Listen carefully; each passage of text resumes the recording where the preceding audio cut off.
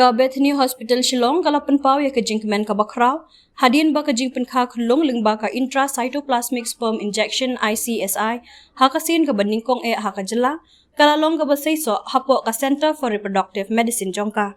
Lapan long ya kani ka Assisted Reproductive Technology ling ba ka ICSI, nak benta ki shikuriam ki bom yok kun mentala kumbash post nem kanti.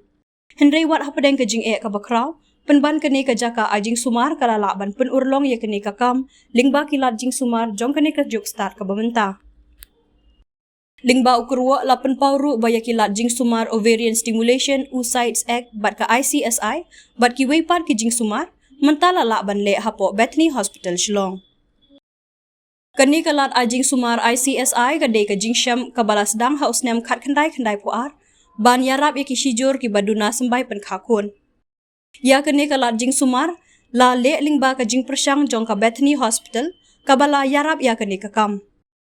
Kene ka kunhuan ka badan bentaban pun urlong ya kene ka bentaban pen kha kunlong lingba ka ICSI, ka kentup ya Dr. Batistan D. Wanba Infertility Specialist, Dr. Wanda B. Makdo Anesthesiologist, K. Anisha Bla Embryologist, Stephen V. Embryologist, Staff Nurse H. Rana, Staff Nurse dari Suk Lingdo, Bat Assistant Riwan Ki Lingdo.